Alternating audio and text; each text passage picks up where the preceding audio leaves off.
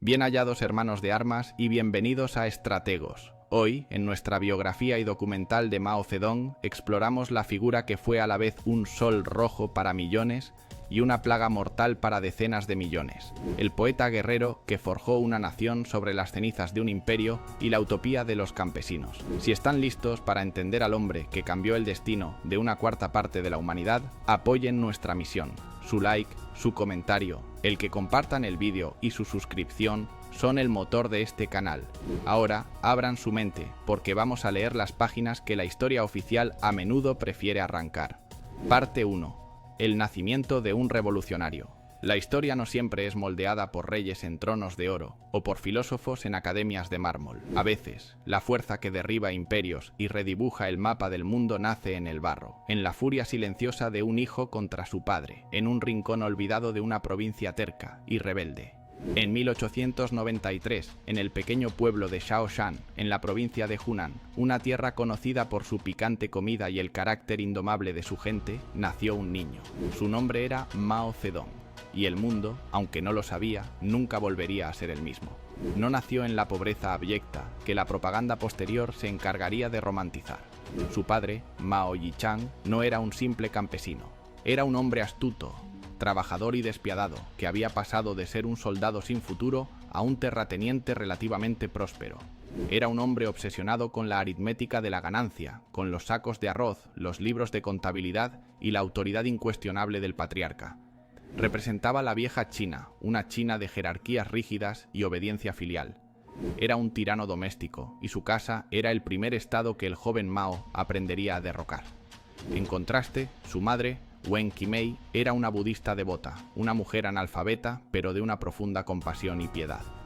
Ella fue el refugio del joven Mao, su fuente de afecto incondicional en un hogar dominado por la severidad paterna. De ella, Mao aprendió la empatía por los débiles, una lección que más tarde utilizaría como una poderosa herramienta política, pero fue la figura de su padre la que se convirtió en el yunque sobre el que se forjó su espíritu. La relación entre ambos fue una guerra de trincheras en miniatura, un conflicto de voluntades que duró toda su juventud. Su padre veía la educación como una herramienta para llevar las cuentas, no para llenar la cabeza de ideas inútiles. Mao, sin embargo, desarrolló un hambre voraz por la lectura. Devoraba los grandes clásicos de la literatura china, no como un erudito, sino como un estratega. Leía el romance de los tres reinos y A la orilla del agua, epopeyas de rebeldes, bandidos y estrategas que desafiaban a emperadores corruptos. No se identificaba con los emperadores, se identificaba con los proscritos, con los hombres que hacían sus propias reglas en los márgenes de la sociedad. Utilizaba las citas de Confucio no para mostrar piedad filial, sino para ganar discusiones contra su padre, convirtiendo la propia ideología de la autoridad en un arma contra ella. Cada disputa sobre el trabajo en el campo, cada discusión sobre el dinero, era para Mao una lección de táctica. Aprendió a formar alianzas, como cuando se unía a su madre y a los jornaleros contra su padre. Aprendió sobre la retirada estratégica, como cuando huía de casa durante días para protestar por un castigo. Y aprendió la importancia de la confrontación. Su rebelión contra la autoridad de su padre fue su primera guerra, la primera y más formativa de las insurgencias que lideraría en su vida. Estaba ensayando a escala familiar el papel que desempeñaría en el escenario de la historia mundial. Mientras Mao libraba su guerra privada en Shaoshan, la nación a su alrededor se desmoronaba. La China de principios del siglo XX era un gigante moribundo, humillado por un siglo de derrotas a manos de las potencias occidentales y de un Japón en ascenso. La dinastía Qing, que había gobernado durante casi 300 años, era una cáscara vacía, carcomida por la corrupción, la incompetencia y la incapacidad de adaptarse a un mundo que cambiaba a una velocidad vertiginosa. El aire estaba cargado de un sentimiento de crisis apocalíptica, la sensación de que 2000 años de historia imperial estaban a punto de llegar a un final violento. En 1911, el terremoto llegó.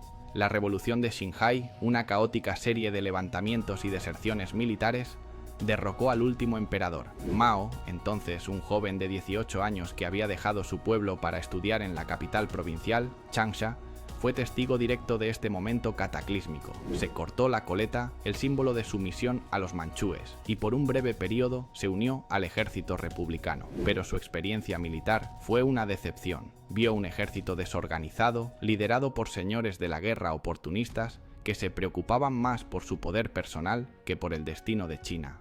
La revolución, se dio cuenta, había decapitado al dragón imperial, pero en su lugar habían surgido cientos de serpientes venenosas que luchaban por los pedazos del cadáver. Desilusionado, dejó el ejército y comenzó un período de intensa búsqueda intelectual. Se matriculó en la Escuela Normal de Changsha para convertirse en maestro, pero su verdadera educación tuvo lugar fuera de las aulas. Devoraba traducciones de pensadores occidentales, Adam Smith, Montesquieu, Rousseau. Se sumergió en la filosofía, la historia y la política, buscando desesperadamente una cura para la enfermedad de su nación. Junto a un grupo de amigos igualmente apasionados, fundó la nueva Sociedad de Estudio del Pueblo. No eran simples estudiantes, eran jóvenes activistas que se veían a sí mismos como la vanguardia de una nueva China. Endurecían sus cuerpos con ejercicios espartanos, nadando en las aguas heladas del río Xiang, creyendo que la fortaleza física era inseparable de la fortaleza de la voluntad. Y publicaban revistas, escribían artículos, debatían acaloradamente sobre el futuro.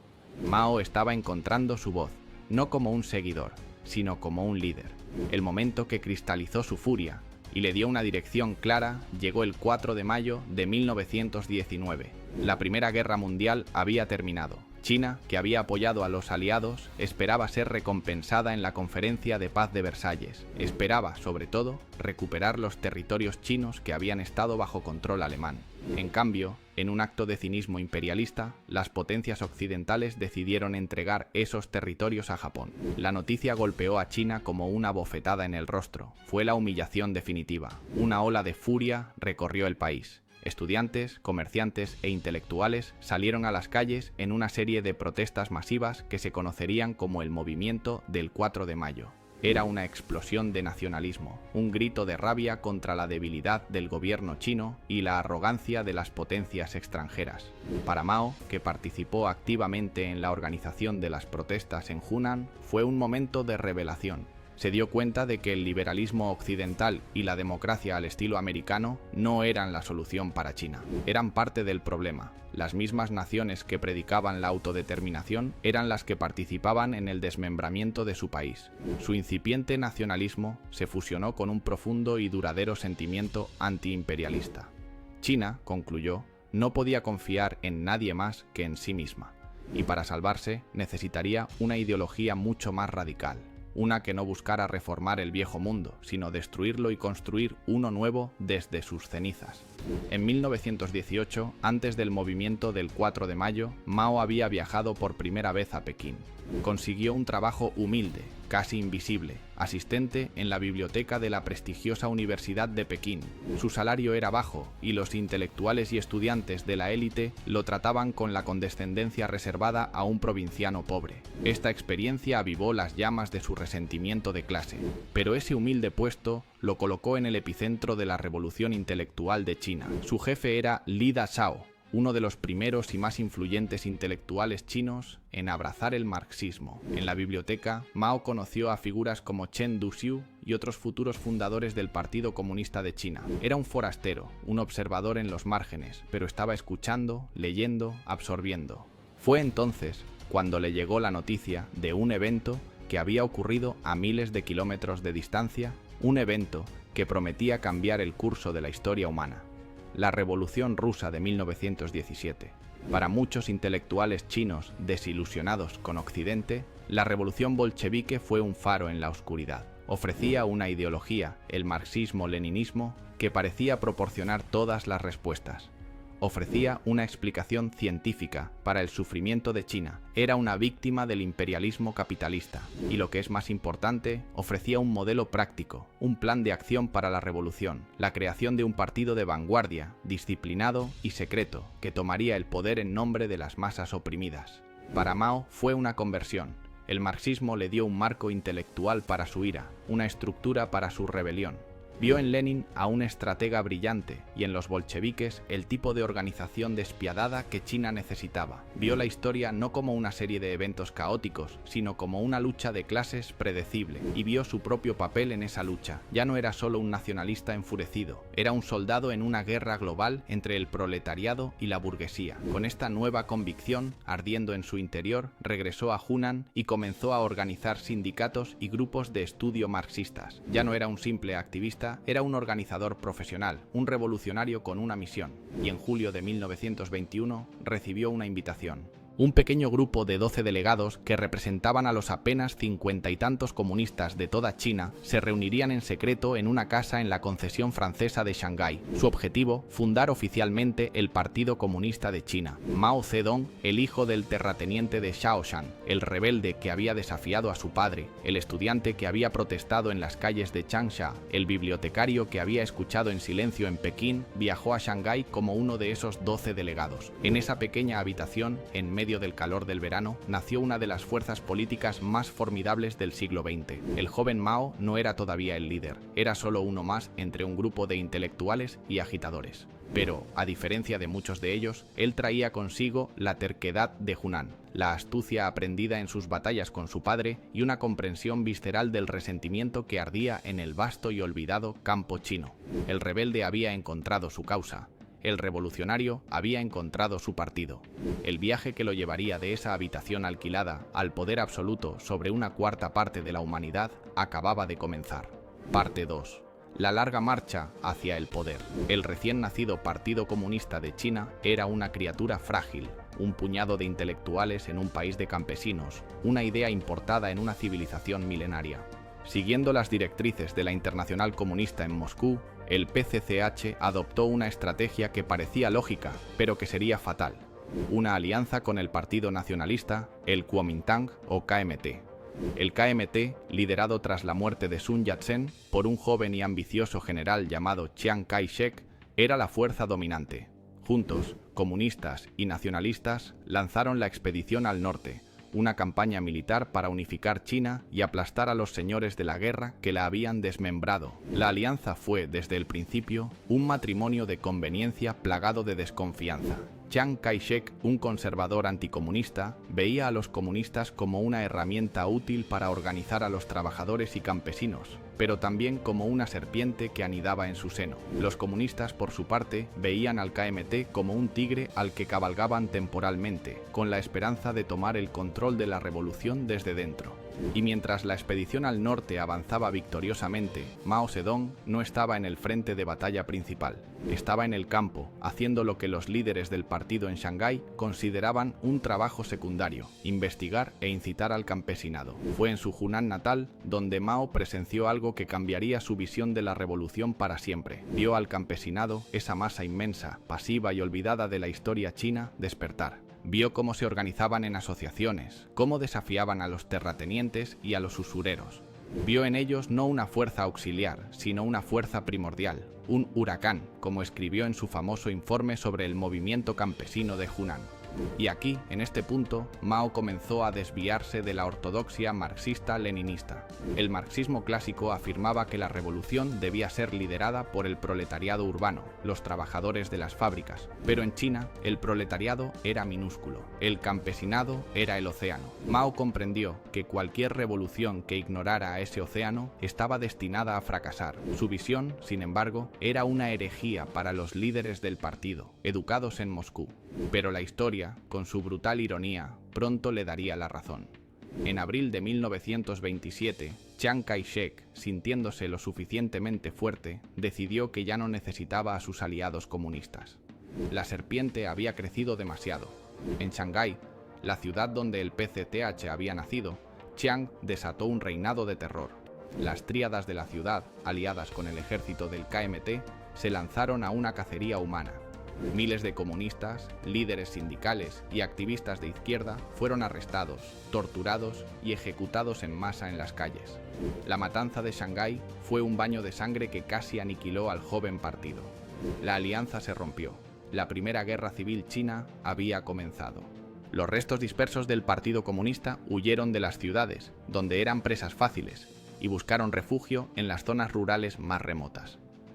Fue en este momento de catástrofe cuando la herejía de Mao se convirtió en la única estrategia viable para la supervivencia. Mientras otros intentaban organizar levantamientos fallidos en las ciudades, Mao llevó a un pequeño contingente de seguidores a las montañas de Jinggangshan. Allí, entre bandidos y campesinos, comenzó a poner en práctica su teoría.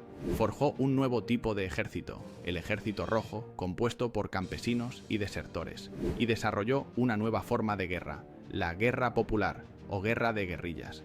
Sus principios eran simples y poéticos, extraídos tanto de los antiguos estrategas chinos como de su propia experiencia. Cuando el enemigo avanza, retrocedemos. Cuando el enemigo acampa, lo hostigamos. Cuando el enemigo se cansa, atacamos. Cuando el enemigo se retira, lo perseguimos. El Ejército Rojo no era una fuerza para enfrentarse al KMT en batallas convencionales. Era un pez que nadaba en el mar del pueblo. Sobrevivían gracias al apoyo del campesinado, un apoyo que se ganaban con una estricta disciplina, no robar, tratar a la gente con respeto y con una política de reforma agraria radical, confiscar las tierras de los grandes terratenientes y redistribuirlas entre los campesinos pobres. Mao estaba construyendo un Estado dentro de un Estado, una base revolucionaria que demostraba que el poder político, como él diría, nace del cañón de un fusil. Durante varios años, Mao y otros líderes comunistas lograron establecer varios de estos soviets rurales. El más importante, el soviet de Jiangxi, se convirtió en la capital de una incipiente república comunista, pero Chiang Kai-shek estaba obsesionado con su erradicación. Lanzó una serie de campañas de cerco y aniquilación, cada una más grande y mejor organizada que la anterior. Finalmente, en 1934, utilizando nuevas tácticas aconsejadas por sus asesores alemanes, Chiang construyó una red de fortines y trincheras que estranguló lentamente al soviet de Jiangxi. El Ejército Rojo estaba atrapado. La aniquilación total parecía inminente. La única opción que quedaba no era una estrategia, era un acto de desesperación, una huida hacia lo desconocido. En octubre de 1934, unos 86.000 soldados y cuadros del Partido Comunista rompieron el cerco y comenzaron una retirada épica que pasaría a la historia y al mito como la Larga Marcha. No era una marcha, era una odisea de sufrimiento. Durante un año, esta columna humana serpenteó a través de casi 10.000 kilómetros del terreno más inhóspito de China. Cruzaron 18 cadenas montañosas, algunas cubiertas de nieve perpetua. Atravesaron 24 ríos, a menudo bajo el fuego enemigo, como en la heroica y casi suicida travesía del puente de Luding. Se abrieron paso a través de pantanos mortales donde los hombres se hundían en el fango y desaparecían para siempre. Estaban constantemente acosados por los ejércitos de Chiang Kai-shek y de los señores de la guerra locales. El hambre era un compañero constante. Se vieron reducidos a comer cuero hervido y hierbas silvestres. Las enfermedades, como la malaria y el tifus, causaron estragos. Era una prueba darwiniana de resistencia humana. Una marcha fúnebre que aniquiló a la mayor parte de sus participantes. De los 86.000 que partieron de Jiangxi, solo unos 7.000 u 8.000 exhaustos y esqueléticos supervivientes llegaron al destino final, la remota provincia de Shanxi, en el norte. Sobre el papel, la Larga Marcha fue una derrota militar catastrófica, pero en la catástrofe, Mao Zedong, un maestro de la política en el caos, vio su oportunidad. Al principio de la marcha, el liderazgo del partido todavía estaba en manos de los 28 bolcheviques, un grupo de ideólogos educados en Moscú que despreciaban a Mao por su heterodoxia campesina. Sus tácticas de guerra convencional habían llevado al Ejército Rojo al borde del desastre. El resentimiento y la desesperación entre los oficiales y soldados crecían cada día. En enero de 1935, en medio de la marcha, los líderes del partido se detuvieron en la ciudad de Zunyi para una reunión de emergencia. En lo que se conocería como la Conferencia de Zunyi, Mao desató una tormenta política. Con el apoyo de figuras clave como Zhou Enlai, denunció el liderazgo militar desastroso de sus rivales. Argumentó que su propia estrategia de guerra de guerrillas, la que había funcionado en Jinggangshan, era la única que podía salvarlos. No era solo un debate táctico, era una lucha por el poder, y Mao ganó. Fue elegido para el Comité Permanente del Politburó, y lo que es más importante, se le dio el control de facto sobre el Ejército Rojo. Fue el momento decisivo. En el punto más bajo de la fortuna del partido, en medio de una retirada desesperada, Mao maniobró con una astucia implacable y se hizo con el control del movimiento, un puesto que no abandonaría hasta el día de su muerte, 40 años después. La larga marcha, la catástrofe militar, se convirtió en su mito fundacional, la prueba de fuego que lo consagró como el líder predestinado de la Revolución China. Los supervivientes de la larga marcha, endurecidos por un año de infierno, se establecieron finalmente en la remota y empobrecida ciudad de Yan'an. Allí, en cuevas excavadas en las colinas de Loess, crearon una nueva base, una nueva sociedad en miniatura. Yan'an se convirtió en la Esparta de la Revolución China. Era un lugar de una austeridad idealista, donde líderes y soldados vestían los mismos uniformes de algodón y comían la misma comida sencilla. Fue aquí donde Mao consolidó su poder no solo militar, sino también ideológico. Escribió prolíficamente, adaptando el marxismo-leninismo a las condiciones chinas, creando lo que se conocería como el pensamiento de Mao Zedong, y llevó a cabo la primera de sus muchas purgas, el movimiento de rectificación, para eliminar cualquier rastro de oposición intelectual dentro del partido, imponiendo una conformidad ideológica absoluta. Mientras Mao construía su reino en Yan'an, un enemigo mucho mayor que Chiang Kai-shek estaba a punto de cambiar las reglas del juego. En 1937, el Imperio de Japón, que ya ocupaba Manchuria, lanzó una invasión a gran escala del resto de China. La brutalidad de la invasión, tipificada por la masacre de Nankín, conmocionó al país. Ante un enemigo común, la guerra civil entre comunistas y nacionalistas se detuvo. Se forjó una segunda e incómoda alianza, el Segundo Frente Unido. Pero para Mao, esta alianza era, una vez más, una estrategia, no un compromiso. Su política era clara: 70% de expansión, 20% de tratar con el Kuomintang y 10% de resistir a Japón. Mientras que los ejércitos del KMT de Chiang Kai-shek soportaban el peso principal de la lucha contra los japoneses en batallas convencionales, perdiendo a sus mejores tropas y recursos, Mao utilizó la guerra como una oportunidad de oro para expandir su propia influencia.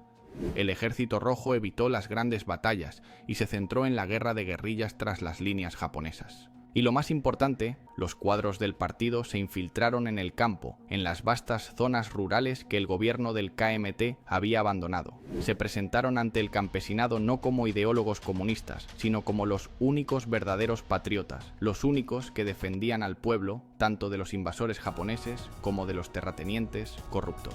La guerra con Japón, que estaba destrozando al Kuomintang, se convirtió en la incubadora del poder comunista. Mao, el hereje, el hombre que había apostado todo al campesinado, estaba demostrando que su visión era la correcta. La larga y tortuosa marcha desde las montañas de Jingganshan no había terminado. Yan'an era solo un campamento base para el asalto final. El poder sobre toda China estaba, por primera vez, al alcance de su mano. Parte 3. La conquista de China, agosto de 1945. Dos soles antinaturales, más brillantes que el sol del mediodía, florecieron sobre Hiroshima y Nagasaki. El imperio japonés, golpeado hasta la sumisión, se rindió. 8 años de una guerra brutal que había costado la vida a más de 20 millones de chinos habían terminado, pero en China el silencio de la paz fue ensordecedoramente breve. La derrota de Japón no trajo la unidad, creó un vacío. Dos hombres, dos partidos, dos visiones irreconciliables de China se encontraron cara a cara, con los ejércitos más grandes que el país había visto jamás a sus espaldas.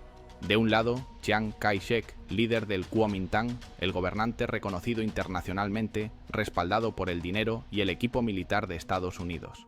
Del otro, Mao Zedong, el líder del Partido Comunista, atrincherado en su fortaleza de Yan'an, con un ejército de guerrilleros endurecidos y el apoyo tácito de millones de campesinos. La tregua forzada había terminado. La segunda y última fase de la guerra civil china estaba a punto de comenzar. Sobre el papel, la victoria del Kuomintang parecía una certeza. Chiang tenía 4 millones de soldados, controlaba las principales ciudades y las industrias, y poseía una fuerza aérea y una armada. Mao tenía poco más de 1 millón de hombres, armados principalmente con armas capturadas a los japoneses. Los observadores estadounidenses estaban convencidos de que Chiang aplastaría a los comunistas en cuestión de meses, pero estaban leyendo mal la ecuación. No entendían que las guerras no se ganan solo con tanques y aviones, se ganan en los corazones y las mentes de la gente, y el Kuomintang había perdido el corazón de China. Su régimen era una podredumbre de corrupción. Sus generales eran a menudo incompetentes y codiciosos. Su economía se desmoronaba bajo una hiperinflación que convertía los ahorros de la gente en papel sin valor. Sus tropas, mal pagadas y mal alimentadas, tenían la moral por los suelos. Para el campesino medio, el gobierno de Chiang Kai-shek no representaba a China, representaba al recaudador de impuestos, al reclutador corrupto y al terrateniente opresor. En contraste, Mao ofreció una visión. Su Ejército Popular de Liberación, EPL, como ahora se llamaba el Ejército Rojo, mantenía una disciplina de hierro. Sus soldados no saqueaban, pagaban por su comida.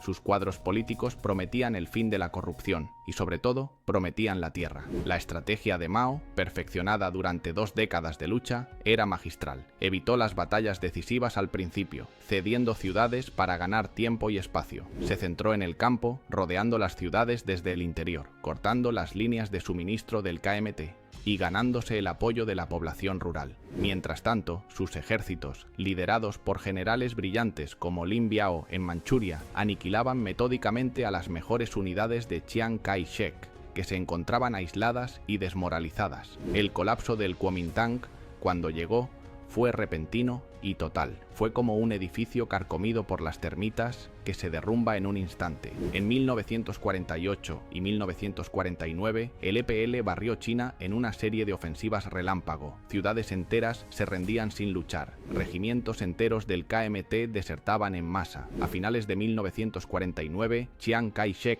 junto con los restos de su gobierno y su ejército, huyó en desbandada a la isla de Taiwán, llevándose consigo los tesoros de la ciudad prohibida. La China continental era de Mao. El 1 de octubre de 1949, Mao Zedong, el hijo del campesino de Shaoshan, se subió a la puerta de Tiananmen en Pekín, el mismo lugar desde donde los emperadores habían proclamado sus edictos durante siglos. Ante una multitud de cientos de miles de personas que ondeaban banderas rojas, su voz, con su fuerte acento de Hunan, resonó a través de los altavoces y de la historia. Proclamó la fundación de la República Popular China y luego pronunció la frase que definiría una era: el pueblo chino se ha puesto en pie. Después de un siglo de humillación, guerra y sufrimiento, parecía que una nueva China, fuerte, unida e independiente, finalmente había nacido. Para millones, fue un momento de una esperanza casi mesiánica. La primera y más urgente tarea del nuevo régimen era cumplir su promesa más fundamental, la reforma agraria. Para Mao, esto no era solo una política económica, era un acto de violencia revolucionaria diseñado para destruir la vieja China de raíz. La Ley de Reforma Agraria de 1950 no fue un simple decreto, fue la señal para desatar un cataclismo social en el campo. Los cuadros del partido fueron enviados a cada aldea para clasificar a la población: terratenientes, campesinos ricos, campesinos medios, campesinos pobres. Y entonces comenzaron las sesiones de lucha. Los terratenientes, que durante siglos habían sido la cúspide de la sociedad rural, eran arrastrados a juicios populares. Ante una multitud de aldeanos a los que se animaba a gritar sus quejas, «Habla amargura» era el lema. Eran humillados, golpeados y a menudo ejecutados en el acto. No se trataba solo de castigar a una clase, se trataba de implicar al campesinado en el acto de la revolución, de manchar sus manos con la sangre del viejo orden para que no hubiera vuelta atrás. La tierra fue confiscada y redistribuida. Por primera vez en la historia, millones de campesinos poseían la tierra que trabajaban, pero esta victoria se construyó sobre una montaña de cadáveres. Se estima que entre 1 y 2 millones de personas fueron ejecutadas durante este periodo. La base de la China imperial fue demolida y sus cimientos se regaron con sangre. Mientras Mao reconstruía China desde dentro, un desafío surgió desde el exterior que le ofrecería la oportunidad de cimentar su poder y el prestigio de su nueva nación. En junio de 1950, la Corea del Norte comunista invadió Corea del Sur. Las Naciones Unidas, lideradas por Estados Unidos, intervinieron. Las fuerzas del general Douglas MacArthur hicieron retroceder a los norcoreanos y avanzaron rápidamente hacia el norte, acercándose a la frontera china en el río Yalu. MacArthur, en un acto de arrogancia, desestimó las advertencias chinas de que no tolerarían una presencia estadounidense en su frontera. Mao vio tanto un peligro como una oportunidad. Un peligro, porque un régimen proestadounidense en su frontera podría amenazar su recién conquistado poder. Y una oportunidad para enfrentarse al tigre de papel del imperialismo estadounidense y demostrar que la nueva China no era la nación débil del pasado. A pesar de la oposición de muchos de sus generales que temían una guerra con la superpotencia más grande del mundo, cuando China aún estaba en ruinas, Mao tomó la decisión de intervenir. En octubre de 1950, cientos de miles de voluntarios del Ejército Popular Chino, mal equipados pero endurecidos por décadas de guerra, cruzaron sigilosamente el río Yalu. Cayeron sobre las fuerzas de la ONU con la furia de una avalancha humana. Las tropas estadounidenses, superadas en número y sorprendidas, fueron empujadas hacia el sur en una retirada caótica y desesperada. La Guerra de Corea se convirtió en un sangriento punto muerto que duraría 3 años. El coste para China fue inmenso. Se estima que murieron casi 1 millón de sus soldados. La intervención también cimentó la hostilidad de Estados Unidos hacia la China comunista durante las siguientes 2 décadas. Pero para Mao, el resultado fue una victoria política rotunda. Había luchado contra la nación más poderosa del mundo hasta un empate. Había salvado a su aliado norcoreano y había asegurado su frontera. Y lo más importante, había demostrado que la frase «el pueblo chino se ha puesto en pie» no eran solo palabras. La China de Mao era ahora una potencia mundial a la que había que temer y respetar. Con su poder consolidado en el país y su prestigio asegurado en el extranjero, Mao se volvió hacia la tarea de moldear el alma de la nación. Se sentía frustrado por la burocracia del partido, que consideraba que se estaba volviendo lenta y conservadora, y desconfiaba de los intelectuales, esa clase que no había luchado en la revolución, pero que ahora era necesaria para administrar el país. En 1956, en un movimiento que sorprendió a todos, lanzó una nueva campaña bajo un eslogan poético y aparentemente benigno: que 100 flores florezcan, que 100 escuelas de pensamiento compitan. Aparentemente era una invitación a la apertura y al debate. Mao animó a los intelectuales, a los artistas y a los académicos a criticar al Partido Comunista, a señalar sus errores y a ofrecer sugerencias para mejorar el país. Al principio, la gente se mostró cautelosa.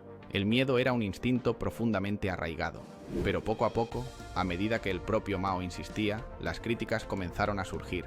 Primero tímidamente, luego con más audacia. Los intelectuales escribieron artículos, los estudiantes colgaron carteles en las paredes de las universidades, criticando la corrupción de los funcionarios del partido, la falta de libertad, el dogmatismo y la imitación ciega del modelo soviético.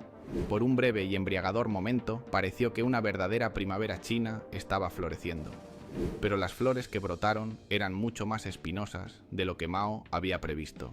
Las críticas no se limitaron a cuestiones de política. Comenzaron a cuestionar el propio fundamento del sistema, el monopolio del poder del Partido Comunista. Se alzaron voces que pedían una democracia multipartidista, un sistema legal independiente y el fin de la dictadura. Fue entonces cuando Mao, el gran estratega, reveló que la campaña no había sido una invitación, sino una trampa. En junio de 1957 dio un giro de 180 grados. Declaró que las flores fragantes debían distinguirse de las malas hierbas venenosas, y él, por supuesto, sería el jardinero que decidiera la diferencia. El movimiento de las 100 flores se transformó de la noche a la mañana en el movimiento antiderechista. Fue una purga brutal y sistemática. Todos aquellos que se habían atrevido a hablar, que habían creído en la promesa de apertura de Mao, fueron etiquetados como derechistas. Cientos de miles de los intelectuales, científicos, artistas y profesores más brillantes de China fueron denunciados en humillantes sesiones de lucha. Perdieron sus trabajos, fueron enviados a campos de trabajo forzado en las zonas más remotas del país o encarcelados. Muchos se suicidaron. Familias enteras fueron destruidas. La espina dorsal intelectual de una generación fue quebrada. Mao había utilizado la campaña como una red para atrapar a todos sus críticos potenciales, para identificar y eliminar a cualquiera que tuviera el coraje de pensar de forma independiente. Después del movimiento antiderechista, el silencio cayó sobre China. La disidencia había sido aplastada. Las 100 flores habían sido arrancadas de raíz. El jardín ahora solo produciría la única flor que Mao permitiría, la suya. El escenario estaba listo para su siguiente y más catastrófico experimento. Parte 4. La revolución cultural. Tras haber aplastado a sus enemigos externos y silenciado a sus críticos internos, Mao Zedong se convirtió en algo más que un líder político. Se convirtió en un profeta, en un emperador rojo, cuya voluntad era la ley de la tierra. A finales de la década de 1950, miró a su alrededor y no le gustó lo que vio. China seguía el modelo soviético de desarrollo, una industrialización lenta y pesada, dirigida por burócratas y tecnócratas. Para Mao, esto era una traición al espíritu de la revolución. Era aburrido, era predecible, era lento, y lo que es peor, estaba creando una nueva élite de funcionarios del partido, alejados de las masas. Su impaciencia de revolucionario se fusionó con su arrogancia de emperador, y de esta peligrosa alquimia nació el plan más ambicioso, utópico y demencial de la historia moderna, el Gran Salto Adelante. Anunciado en 1958, el objetivo era nada menos que una fantasía económica. Mao proclamó que China, en solo 15 años, superaría la producción de acero del Reino Unido, el lugar de nacimiento de la revolución industrial. ¿Cómo? No a través de la planificación cuidadosa o la inversión en tecnología, sino a través de la movilización pura y masiva de la voluntad humana. La clave, creía Mao, era liberar la energía revolucionaria latente de los 600 millones de chinos. La lógica económica fue reemplazada por la fe. La vida en el campo fue arrancada de raíz y completamente reorganizada. La propiedad privada, que se les había dado a los campesinos apenas unos años antes, fue abolida. Cientos de millones de personas fueron agrupadas a la fuerza en inmensas comunas populares. La vida se militarizó.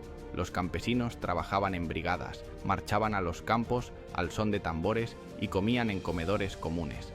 Se les dijo que la familia tradicional era una reliquia burguesa. Los niños fueron llevados a guarderías comunitarias. La lealtad ya no era a la familia, sino a la comuna, al partido y sobre todo a Mao. El segundo pilar de esta utopía demente fue la producción de acero. Mao, convencido de que la producción industrial podía descentralizarse, ordenó la construcción de millones de hornos de traspatio en cada comuna, en cada barrio urbano, en cada escuela. La nación entera fue presa de una histeria colectiva. Se ordenó a los campesinos que abandonaran la cosecha para alimentar estos hornos improvisados. Se fundió todo lo que fuera de metal: ollas, sartenes, herramientas de labranza, pomos de las puertas, vallas. El resultado fue una catástrofe predecible. El acero producido en estos hornos era un hierro de ínfima calidad, quebradizo e inútil, que se acumulaba en montones de chatarra inservible.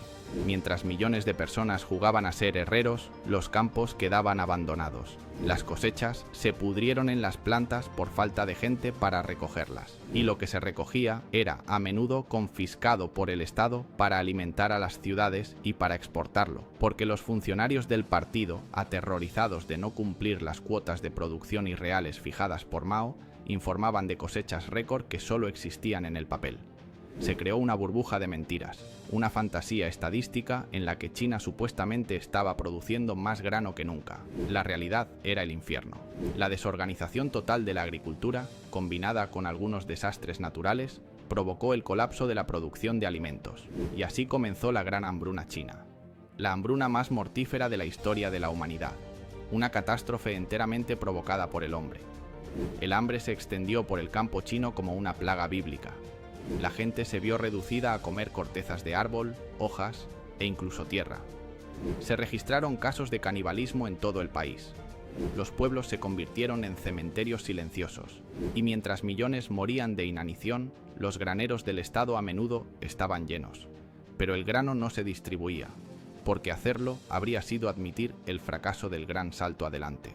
Admitir el fracaso era criticar a Mao, y criticar a Mao era un suicidio político. La hambruna duró casi 4 años. Nadie sabe la cifra exacta de muertos.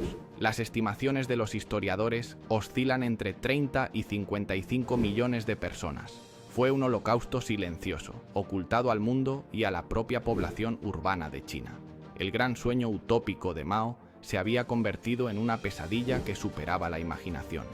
El Gran Salto Adelante no fue un salto, fue una caída en picado al abismo. El desastre fue de tal magnitud que ni siquiera el poder de Mao pudo ocultarlo por completo dentro del partido. En 1962, en una reunión del Comité Central, la verdad comenzó a filtrarse. Líderes más pragmáticos, como el presidente del Estado, Liu Shaoqi y el secretario general del partido, Deng Xiaoping, se atrevieron a señalar, aunque con cautela, que la catástrofe no se debía solo al mal tiempo, sino a los errores humanos. Liu Shaoqi pronunció una frase que sellaría su destino. El desastre fue un 30% por causas naturales y un 70% por error humano.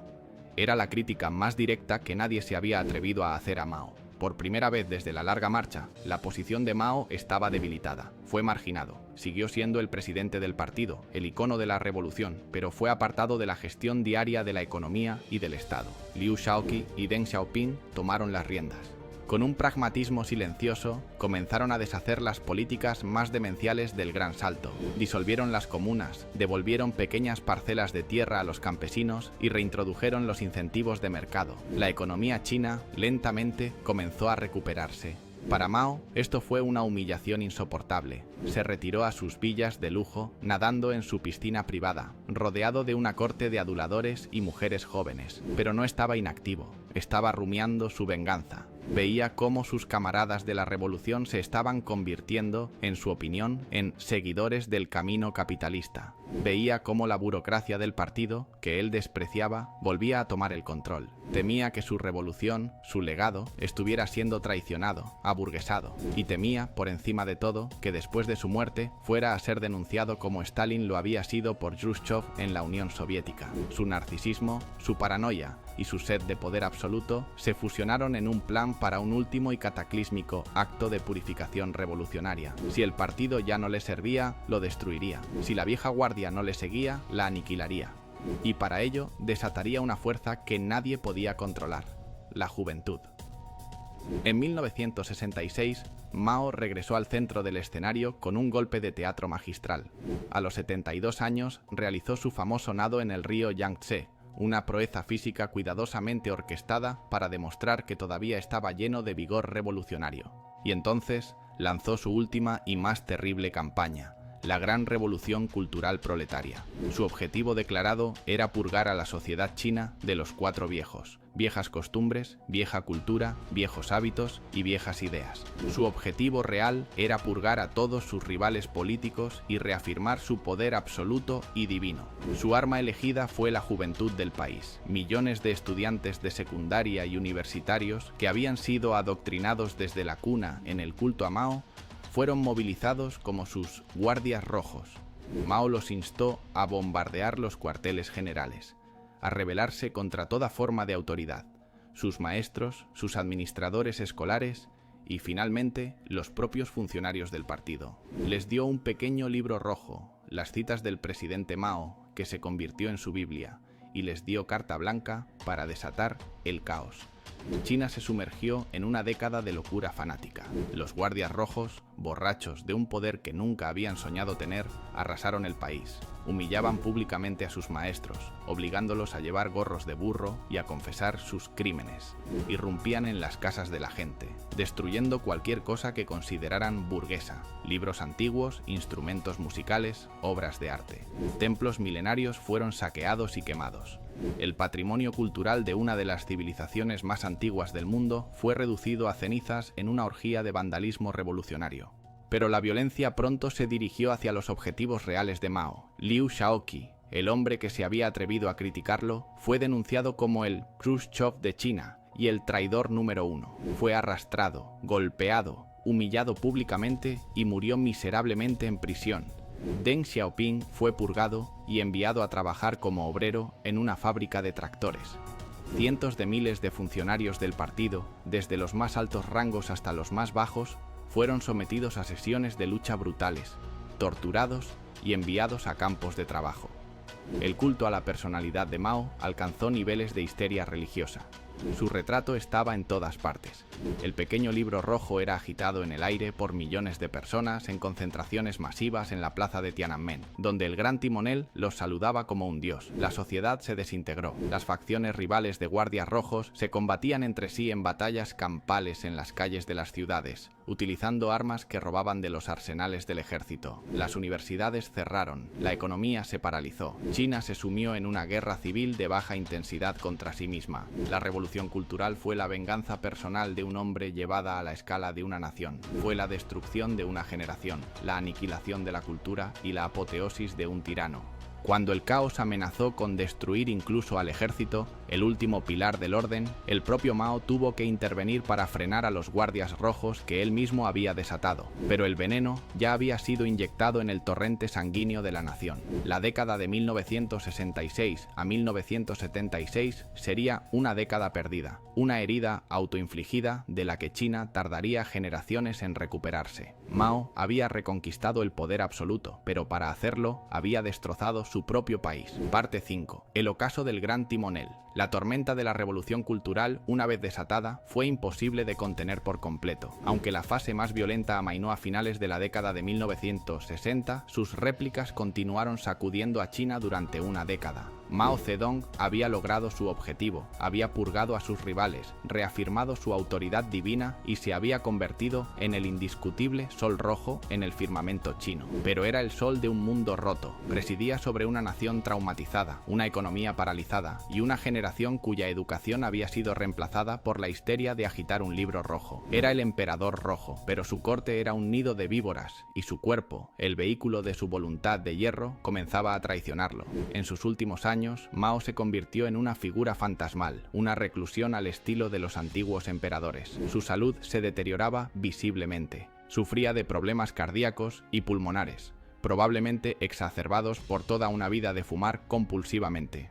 Sus movimientos se volvieron lentos, su habla, antes tan contundente, se convirtió en un murmullo ininteligible. Los diagnósticos modernos sugieren que pudo haber padecido la enfermedad de Parkinson o ELA, pero a pesar de su decadencia física, su poder seguía siendo absoluto. Nadie en China se atrevía a tomar una decisión importante sin su aprobación, por críptica que fuera. Incapaz de gobernar directamente, el poder se ejercía a través de los que tenían acceso a su dormitorio. Su cuarta esposa, Jiang Qing, una antigua actriz que había sido mantenida en un segundo plano durante décadas, emergió de las sombras. Junto con otros 3 ideólogos radicales, Zhang Chunqiao, Yao Wenyuan y Wang Hongwen, formó la infame Banda de los Cuatro. Eran los guardianes de la llama de la revolución cultural, los sumos sacerdotes y sacerdotisas del culto a Mao. Controlaban la propaganda, la cultura y los medios de comunicación, y libraban una guerra de facciones constante contra los líderes más pragmáticos que intentaban restaurar algo de orden, como el rehabilitado Zhou Enlai y el 2 veces purgado Deng Xiaoping. Mao, desde su lecho de enfermo, observaba estas luchas de poder, a veces interviniendo para mantener el equilibrio, disfrutando del caos que garantizaba que nadie más que él pudiera tener el control final. Mientras China se consumía en estas luchas internas, una extraña paradoja estaba ocurriendo en el resto del mundo. Mao Zedong, el hombre responsable de la mayor hambruna de la historia y de un cataclismo cultural, se convirtió en un ícono para la izquierda radical en Occidente. Para los estudiantes que protestaban en las calles de París y Berkeley en 1968, Mao era un símbolo de la rebelión juvenil, un luchador antiimperialista que desafiaba tanto al capitalismo estadounidense como al revisionismo soviético. Su rostro, inmortalizado en los retratos pop de Andy Warhol, se convirtió en un póster que colgaba en los dormitorios de jóvenes que no sabían nada de la brutal realidad de su régimen. Veían al guerrillero de Yan'an, no al tirano de Pekín. Veían al autor del Libro Rojo, no al arquitecto de la hambruna. Mao se convirtió en una fantasía revolucionaria para un Occidente que se sentía culpable y desilusionado. Y entonces, el hombre que era el símbolo de la lucha contra el imperialismo estadounidense hizo lo impensable. Con un giro de un pragmatismo tan cínico que dejó al mundo boquiabierto, Mao decidió abrir la puerta a su archienemigo ideológico. Su motivación no era la paz ni la amistad, era la geopolítica en su estado más puro. La relación entre China y la Unión Soviética se había deteriorado hasta el punto de convertirse en una hostilidad abierta, con enfrentamientos fronterizos que amenazaban con una guerra a gran escala. Para Mao, el social-imperialismo soviético era ahora una amenaza mayor que el capitalismo estadounidense. Siguiendo el antiguo principio chino de usar a un bárbaro para controlar a otro, decidió que era hora de jugar la carta americana. Del otro lado del Pacífico, un político igualmente pragmático y anticomunista, el presidente Richard Nixon, junto con su asesor Henry Kissinger, había llegado a la misma conclusión. Vieron en la apertura a China una oportunidad de oro para dividir al bloque comunista, para presionar a la Unión Soviética y para encontrar una salida a la guerra de Vietnam. A través de canales secretos se organizó un encuentro que cambiaría el equilibrio de la Guerra Fría. En febrero de 1972, Richard Nixon, el hombre que había construido su carrera política sobre el anticomunismo, aterrizó en Pekín. Las imágenes dieron la vuelta al mundo. El presidente estadounidense estrechando la mano de los líderes de la China Roja, caminando sobre la Gran Muralla. El clímax de la visita fue su encuentro con el propio Mao. El gran timonel, visiblemente enfermo pero con la mente todavía afilada, recibió a Nixon en su estudio lleno de libros. Su conversación fue la de dos gigantes geopolíticos, hablando no de ideología, sino de poder, de equilibrio y de enemigos comunes. Fue el acto final de Mao como estadista global, un movimiento magistral que reconfiguró el mundo y dejó a sus seguidores más radicales, tanto en China como en Occidente, completamente desconcertados. El revolucionario permanente había demostrado que, cuando era necesario, podía ser el más realista de los estadistas. La apertura a Estados Unidos fue su último gran acto. A partir de entonces, su declive fue terminal. En 1976, el año del dragón, las señales del fin de una era se acumularon. En enero murió su leal primer ministro, Zhou Enlai, una figura que, a pesar de todo, había aportado un mínimo de estabilidad al régimen. Su muerte provocó una manifestación masiva y espontánea de duelo en la plaza de Tiananmen, que la Banda de los Cuatro reprimió violentamente, viéndola como una protesta contra ellos. En julio, un terremoto devastador arrasó la ciudad de Tangshan, matando a cientos de miles de personas. En la cosmología tradicional china, los desastres naturales eran un presagio de que una dinastía había perdido el mandato del cielo. Y finalmente, poco después de la medianoche del 9 de septiembre de 1976, el corazón del emperador rojo dejó de latir. Mao Zedong, el hombre que había sido la fuerza motriz de la historia china durante más de medio siglo, murió a la edad de 82 años. La noticia fue anunciada a una nación que reaccionó con una extraña mezcla de duelo coreografiado y alivio paralizante. El sol que había dominado su cielo durante tanto tiempo se había apagado. China quedó en un estado de parálisis política y económica, una nación traumatizada, exhausta y sin rumbo. Su muerte desató la lucha por el poder que él había fomentado. La Banda de los Cuatro, con Jiang Qing a la cabeza, intentó hacerse con el control, proclamándose los verdaderos herederos del pensamiento de Mao, pero habían subestimado la animosidad que habían acumulado. Menos de un mes después de la muerte de Mao, en un rápido y silencioso golpe de Estado, fueron arrestados. Se les culpó de todos los excesos de la revolución cultural, convirtiéndose en los chivos expiatorios que permitieron al partido distanciarse de su propia locura. De las cenizas de la era de Mao, emergió un superviviente improbable, Deng Xiaoping, el hombrecillo que Mao había purgado 2 veces. Deng, un pragmático hasta la médula, entendió que China necesitaba un cambio radical para sobrevivir. Su famosa máxima, no importa si el gato es blanco o negro mientras cace ratones, se convirtió en el antídoto contra el dogmatismo ideológico de Mao. Inició las reformas económicas que abrirían China al mundo, que desmantelarían la economía planificada y que, en el transcurso de unas pocas décadas, transformarían a China de un país pobre y atrasado en la superpotencia económica que es hoy. Irónicamente, el ascenso de la China moderna se construyó sobre la negación de casi todo lo que Mao había defendido. ¿Cuál es entonces el veredicto sobre Mao Zedong?